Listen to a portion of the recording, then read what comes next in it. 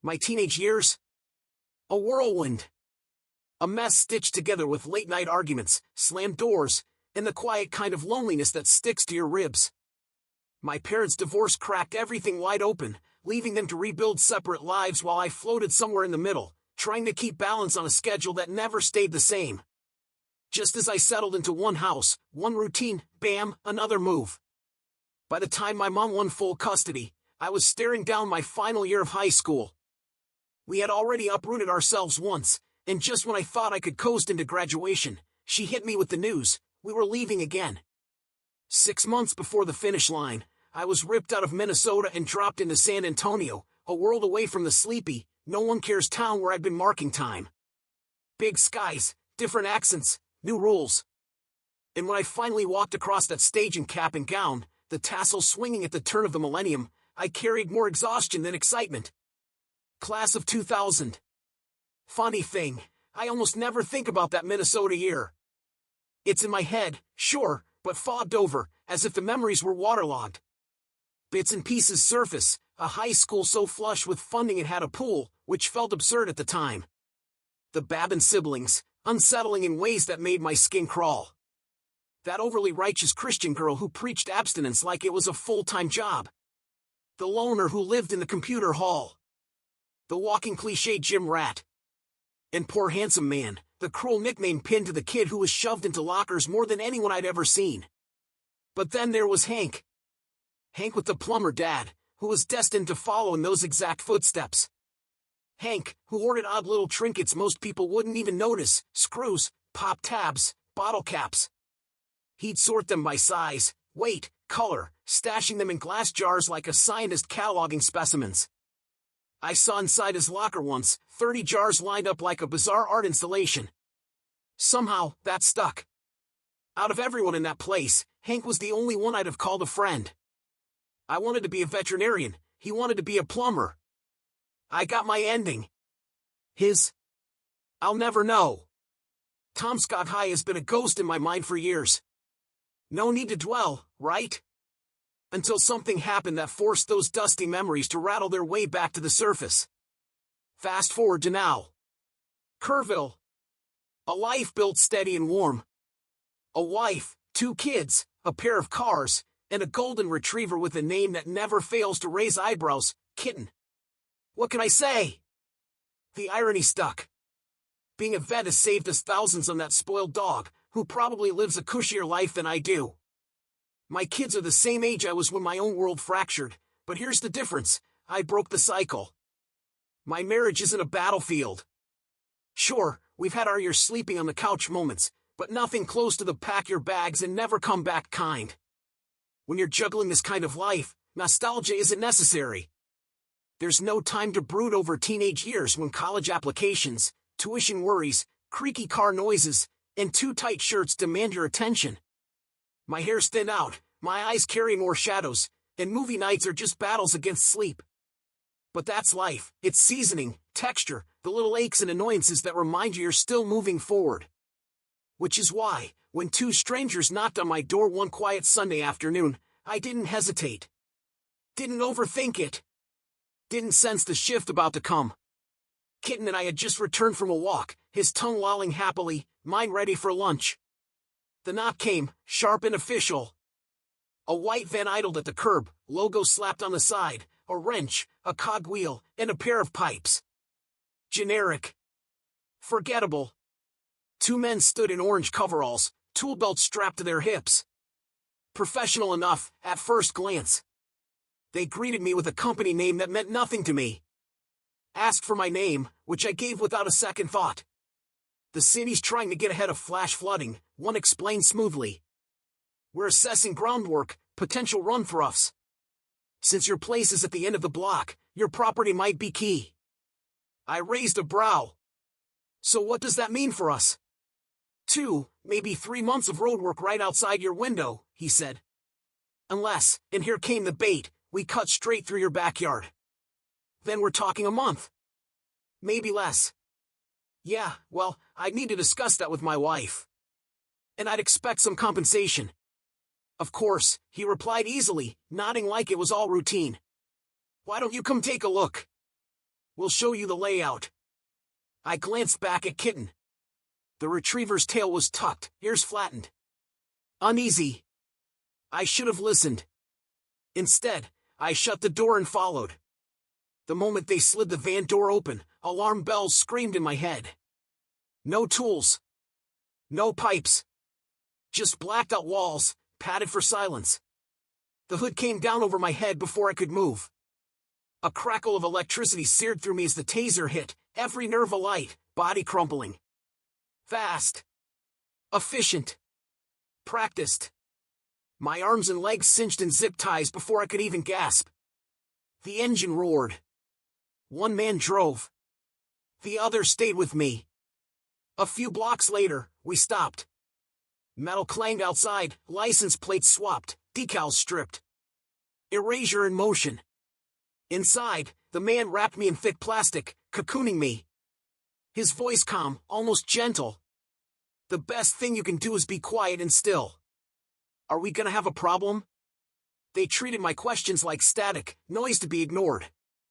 I fired at them anyway, everything at once, because why not? What else was there to do? None of it made sense. We weren't mobbed up. We had no secret vault of cash under the home office carpet.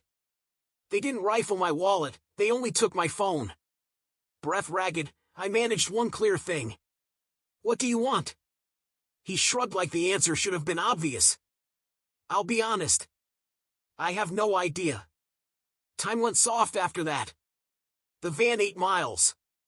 At some point they hauled me upright and chained me to a cold, indifferent wall. A straw delivered apple juice like charity.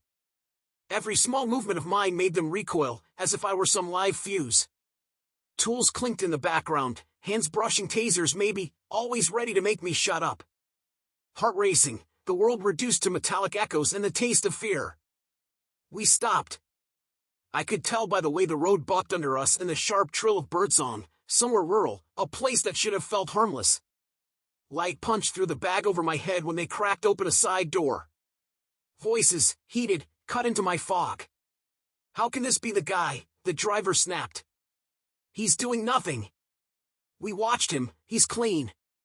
He's on the list. Don't question the list, the other said, flat and final. Then they said a name, Melonhead. The word hit a buried shelf of memory and knocked something loose. Melonhead, our gym kid, round-headed and proud, who grunted through reps and liked the nickname because he convinced himself it meant intelligence. I could see him still, neck veins popping, shouting more between lifts. My mind flipped straight to Minnesota, to that one year. The link snapped into place. I was only there a couple months, I said, stupidly hopeful. We moved. Silence. The man in the back leaned down, suspicious and closer than comfort allowed. I told the whole stupid story, the whim of a move, my mother's sudden choice, us gone well before graduation. So you never got the shots? Nothing, he asked, voice tight with the possibility of a mess-up. Shots? What shots? It was like stepping into a conversation where half the words were missing. Their hesitation told the truth, somewhere, someone had fucked up. They exchanged looks, the small rituals of people who know the weight of orders. Look, the driver said finally. We can be the ones who take initiative and disobey a direct order, or we can follow instructions. So we stick him in the pods with those things, the other asked, practically whispering the inevitable. You want to risk it? Even if we're right, do you want to show we'll disobey?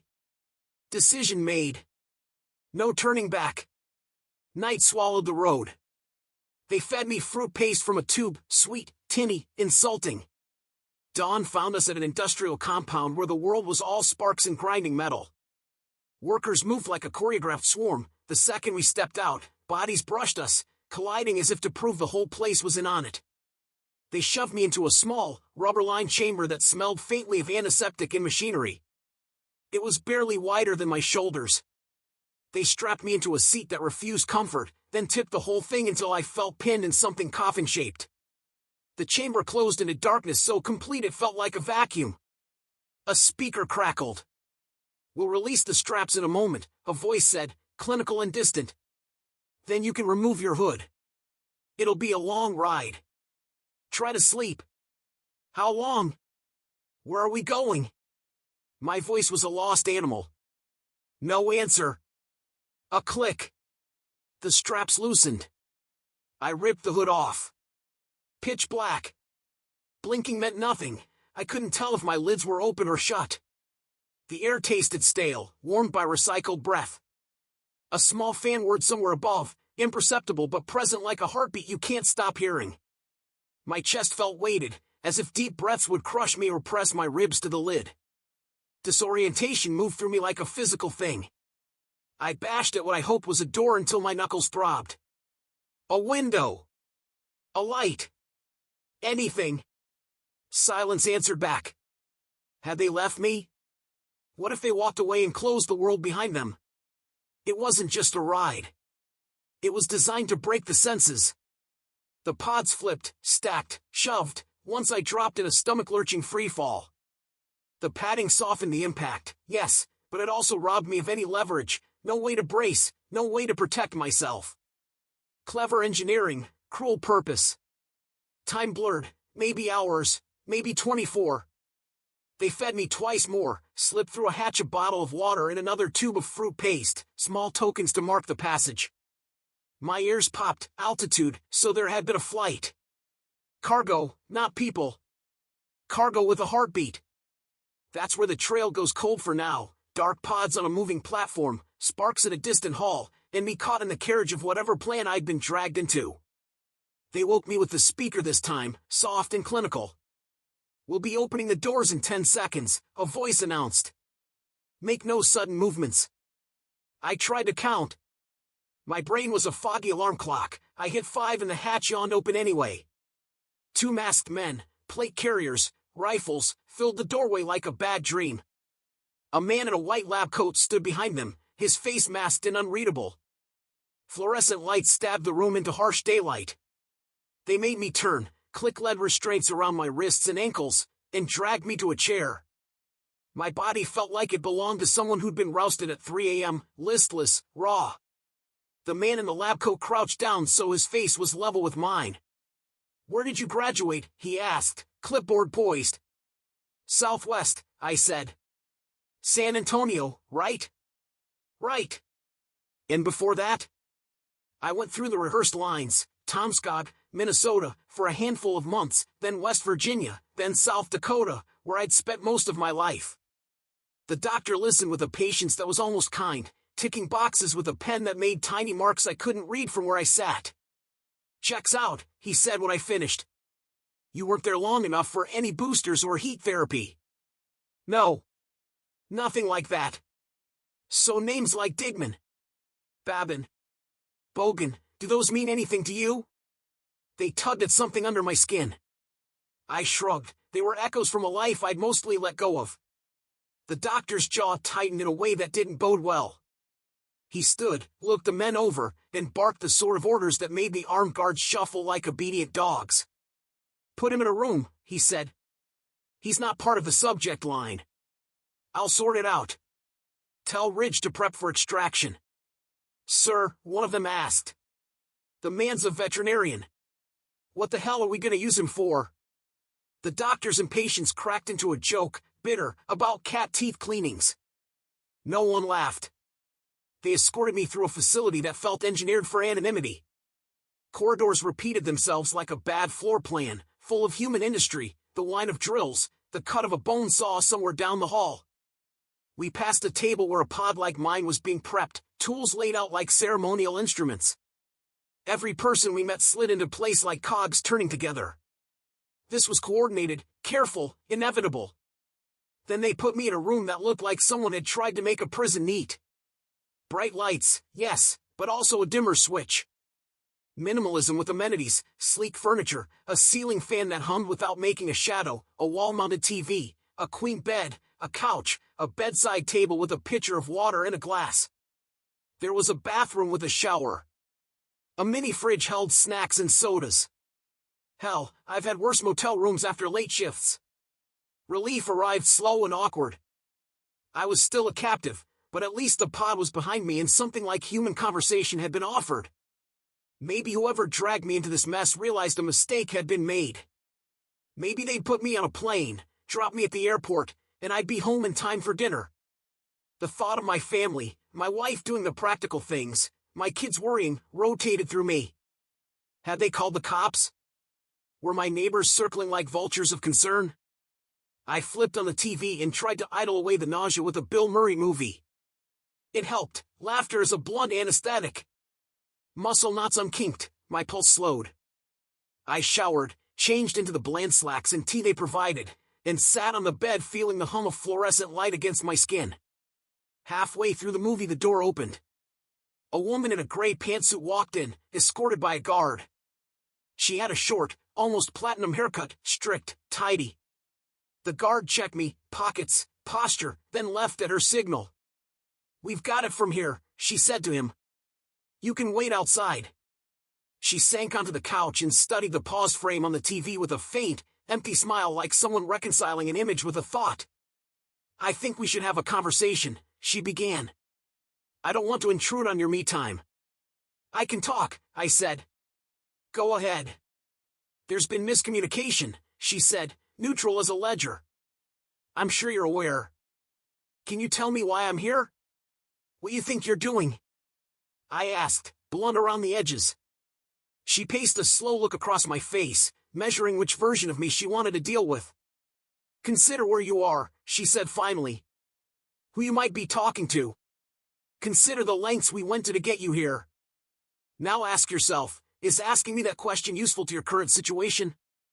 I shook my head and kept quiet. It was the right answer. "Good," she said. "Then let me ask the questions."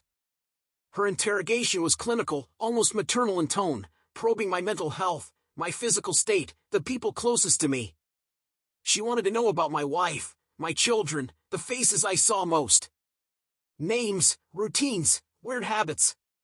She checked facts against whatever database she carried in her head, ticking boxes as she went, the same sound as the doctor's pen, different handwriting. There was nothing that leapt out. No obvious link. No glaring red flag. She listened, she nodded, she catalogued. And with each quiet affirmation, the room felt smaller and the truth farther away, like an archive they were sifting through and I was only one brittle page among many. She exhaled like she'd been holding her breath for hours. "Well," she said, almost casually, "it appears you weren't supposed to be on that list. I suppose an apology is in order." Her notepad vanished into her bag. In its place came a neat stack of papers and a pen. "This has been an unfortunate misunderstanding," she said smoothly. "And we will rectify it. I think we can come to terms." I stared at her, my throat dry. "Does this involve me being put in an unmarked grave?" Her smile was small, deliberate. "Nothing so dramatic. Graves raise questions. I think the best thing for both of us is to arrange a cover story, and compensate you, handsomely, for your time." The cover story had a name, Hatchet Pharmaceuticals. I was suddenly a consultant on a project so important it justified my absence. The contract spelled out everything in meticulous bullet points, hotel rooms, meals, per diems, overtime, the whole 9 yards. Receipts included. The sum at the bottom made my hands twitch, just over 6 figures. "We're very thorough," she explained. "We can even send a representative to your family, explain things properly." "That'd be best," I said. "And after this, we're done." I walk away. "Correct. You'll be on a flight first thing in the morning." I signed without hesitation. What else was there to do? "I hope you understand why we can't let you roam the facility," she added. "You'll have to stay the night. But we'll accommodate you." "Fine. Just an early flight." "The earliest." "Of course." As she left, she glanced back with an odd touch of familiarity. "I'll get you a root beer," she said. "I know you like them." And damn it, she was right. Somehow, they knew. The hours that followed felt almost normal. They brought me steak, perfectly seared, and that root beer. I flipped through channels, watched movies until I dozed off. The lighting system dimmed automatically, like the room itself was tucking me in. For the first time since the van, I felt something like relief. Compensation, a cover story, an apology for my family, it was all being handled. I just had to wait for the plane. I must have been out for a couple of hours when the change came. Subtle, at first. The hum of the ceiling fan cut off. The dim glow of the lights drained into nothing. Pitch black. I waved my arm, thinking maybe a sensor had failed. Nothing. I checked the door. Solid, magnetically locked. Still shut tight. And then, the noise. Not footsteps. Not exactly.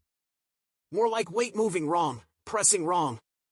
Heavy thumping that vibrated against the floor, and a groan of metal twisting under strain. Instinct shoved me sideways against the wall, turning my face away from the door. It bent. Inch by inch.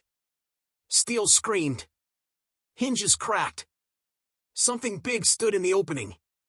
A low rumble, like a bull exhaling. Then, snap, a wet crunch, followed by chewing. Loud, savage chewing. Carrots, that's what it sounded like. Carrots. More. The word came up from its chest, gurgling through liquid. The smell hit me then, sharp, metallic, unmistakable. Iron. Snap. Chew. Snap. Chew. More. Its hand swept into the room, white as a shovel, brushing the air just above me. Searching. Feeling for the switch. Finding nothing. It snorted like a disappointed animal and lumbered off, dragging its snack along the floor. I waited, choking on silence. Then I crawled to the door. It was bent, twisted, mangled, but I could squeeze through. My fingers slipped on the torn frame. The metal was warm. That's when the hum returned, a backup generator flickering the hall in a dull red glow. My eyes adjusted. The floor rippled wet under me, a shallow pool. Red, or black, or both. It didn't matter. The smell told me the truth. Blood. Pieces of armor hung off the walls. Flesh clung to them in strips like tape peeling. One patch of skin slid down the wall, slow and obscene. I couldn't process it. Couldn't even be afraid properly. A man with a knife is terrifying. A pile of corpses torn into meat? That's something else. Fear so large it circles back into numbness. I told myself not to ask questions. Not to think. Just move. The hall stretched endlessly, pipes running along the walls and colors and symbols I didn't understand. Arrows pointed one way. So I went the other. Away from whatever had happened. Away from whatever was still hungry enough to whisper more into the dark. The pipes became my compass. Blue stripes, red arrows, yellow spirals, all meaningless to me, but they had order. They were meant to guide someone, and I clung to that like a drowning man to driftwood. I moved fast, or maybe I crawled, I couldn't tell anymore. The red light bled across everything, turning the world into one continuous wound. My shoes squelched. Every step was a reminder that I wasn't walking on clean tile. I heard it behind me. Not close. Not yet. Just present. Like thunder you feel in your ribs before you hear the crack. That guttural rumble, rolling down the hallways. More. It didn't shout. It didn't need to. The word carried like smoke through the vents. I ducked into a side passage, narrow, low ceiling. My shoulder scraped pipes as I squeezed through. Somewhere above, machinery clattered to life, then cut off again, like the building itself was fighting to stay awake. Doors lined the passage. Some sealed, some ajar. One hung open, and curiosity nearly killed me. I peeked inside. Pods. Dozens of them, stacked like coffins in a morgue. Clear lids. People, things, inside. Some twitched. Some didn't. One pair of eyes snapped open as I passed, tracking me like a predator through glass. Lips pressed against the inside, leaving a smear of condensation. I bolted. The pipes turned green, arrows curving down. A stairwell. My heart jumped. Stairs meant down, down meant out. I shoved the door, and for a moment I thought it was jammed. Then it gave, swinging wide into a concrete stairwell bathed in red emergency light. It smelled of damp and rust, almost comforting after blood. I took the stairs 2 at a time. My lungs burned. My ears popped again, pressure change. I had no idea how far down I was going, or how far up I'd been. The facility wasn't built like a hospital or a lab. It was a hive. At the second landing, I froze. Blood handprints. Smears down the wall like someone had clawed their way blindly, fingers leaving trails until they disappeared. The door below rattled once, twice. Something testing it from the other side. I didn't wait to see what. When I hit the bottom, I found a corridor that looked different. Wider. Cleaner. A strip of white light fought against the red, humming like salvation. An exit. It had to be. I pushed toward it, my chest aching, my head light. Behind me, metal shrieked. That same force that had bent my door was tearing through something heavy. More. The sound wasn't just behind me, it was everywhere. In the walls. In the pipes. Like the whole facility was echoing its hunger. I staggered forward, half running, half falling, desperate for the strip of white light. And then I realized. It wasn't daylight. It wasn't an exit sign. It was another room. Bright. Sterile. Waiting. And something inside was moving. What had happened in that corridor was not an isolated collapse of order. It was a contagion. Signs of struggle splashed through the facility like ink dropped into water. The surgery prep room looked like a black tide had rolled through. Sticky sludge sealed a hand to the inside of the observation glass. Another door opened onto a space where sound itself had been throttled. Inching closer felt like submerging in cold water until your ears stopped working. I couldn't hear my pulse there, though I could feel it hammering against my throat. With every turn, the air got heavier, like the world was compressing around something terrible. When my hearing finally bled back, it was like surfacing. I crouched outside a door and listened to the grotesque lullaby inside, chewing that clicked like bird beaks, odd, broken chirps that weren't birds at all. I saw a few people through the panes, white masks, blank eyes, moving like they were on rails. Autopilot. Objective. Whatever had happened did not leave room for human responses. In hours, the place had unstitched itself. Voices carried down the hall. My first impulse was to bolt forward, to run and slam into whatever answer waited. But experience had taught me caution. What I'd already seen proved nothing was ever that simple here. I hugged the corner and let the words find me. Door. Locked. Yeah. Locked. A third voice drifted in from a side passage, rounded syllables and a weird swallow at the end of each sentence. A cadence that tugged a memory. Roy. The sound pinned me to the past, the kid from yearbook photos who swallowed and rolled his R's to push through a stutter. The voice made my stomach flip. Roy. Melonhead. Digman. Familiar faces recycled as a rumor in the dark. If voices out there came from my old classmates, then this wasn't just an incident. It was a scandal threaded straight through the people I'd known. But what had become of them? And by extension, what had become of us? The main corridor read like a history of violence. A man leaned against a wall, his skin blackened as if acid had tried to unmake him. Patrols of the mask-faced wandered, grunting single-syllable phrases at one another, more animal than human. I stopped counting bodies once I hit 20, numbers blurred into a smear and I focused instead on marks, scrapes on walls, claw-like gouges, palm smears, breadcrumbs of panic. I reached a lobby, a dump of concrete and steel where 2 massive storm doors had slammed down and trapped a crowd. People were piled against the exit, crushed and mangled in attempts to flee. The emergency lights spun slow and solemn, casting their remains into grotesque silhouettes that looked almost theatrical in their stillness. Someone or something approached. I folded into a side room, a break area with a microwaved lunch vibe, couch, vending machine, sticky table. The red emergency glow barely reached inside. It painted the edges, left the center in uneasy shadow. I pressed myself flat against the wall and found, with a squeeze of cold surprise, that I wasn't alone. Another body huddled behind the couch. "You need to leave," the whisper rasped. "I've got a gun." I put a finger to my lips. No. Not a sound. A gunshot here would announce an address none of us wanted to give. If shooting drew attention, then we would not survive the next wave. The voice behind the couch hissed again. I'm serious. This is my spot. We both fell silent. For a breath, for a sliver of a second, fear had teeth, but then something else moved in the hall.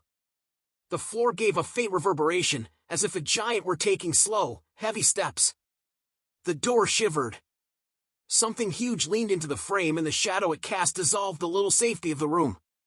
Scale? Impossible to measure. 10 feet? 11? It was all wrong, limbs too long, joints bent in ways that read as wrong to the eye, a body that looked more melted than built. Its skin was a slick, black membrane. As it moved, pale shards, bone, protruded here and there like somebody had jammed broken ribs into gelatin. A long arm reached in, testing. The drink machine toppled with a crash, cans scattered and pinged like cheap percussion. The creature stopped, amused, and bit down on one of the cans until it burst with a wet crunch. That sound, snap, chew, snapped something loose in the silence. It seemed to snack on everything it found, as if the world were a buffet and it only picked the odd items. Under my feet, a mechanical whir rose, then a chain of clicks and a spark. Lights returning. Harsh, fluorescent light flooded the corridor and laid the thing bare. It was worse in daylight. Details that had been suggestions in shadow became facts, gouts of slick material clinging to bones, the way its mass sagged and tried to hold itself upright. It moved with a clumsy curiosity more than malice, poking at objects like a child with a hammer. And then it saw her. The woman in the gray pantsuit, my interrogator from earlier, was crouched hawkish behind the couch. She had a gun. She raised it with an iron calm that was more terrifying than panic. I squeezed my eyes shut and braced. Gunfire shattered the hush. The sound was too clean, too quick. Screams followed and then were snuffed. The creature's hand, huge, wet, and unsettlingly dexterous, swept across and mashed the back of her head into the floor. It peeled her up and the body clung, stuck by some suction or gelatinous residue. Her voice cut out in an odd stutter of last syllables. Then nothing. Silence returned and the creature turned, indifferent, toward the soda cans scattered on the linoleum. It should have been anchored by the corpse it held. It wasn't. It was distracted by cans. As it pivoted, its lidless gaze snagged me. Time narrowed into a wire. It watched me. Silence, but not empty silence, an active one, like it was deciding. A singleton rolled across the floor and tapped my shoe. I looked down. Then up. It was still staring. Why the obsession? Why soda cans, of all things? I bent, snapped the tab, hiss of carbonation in the dead air. Held it up like an offering. This it? You want me to open it? Its head, or whatever counted as one, tilted. Uncertain. It reached. The pop tab tinkled, tiny, ridiculous. I pried it off and extended it. This? You want this? An oil-dark finger brushed mine. My skin screamed. My nail bloomed black, the flesh bruising orange, nerves stiffening into something wrong. My finger curled like it wasn't mine anymore. The creature plucked the tab and lifted it, studying angles, edges, geometry. Only one person had ever collected junk like that. Hank. I remembered jars of tabs, marbles, bottle caps. Arranged like trophies. There are cups, I whispered, pointing. You can put them there. Keep them all together. Same as before. It turned, or folded, its attention. I couldn't swear it had eyes, but it shifted toward the cups, distracted. That gave me seconds. The woman in gray was still lodged in it, half-sucked, dangling like a doll with cut strings.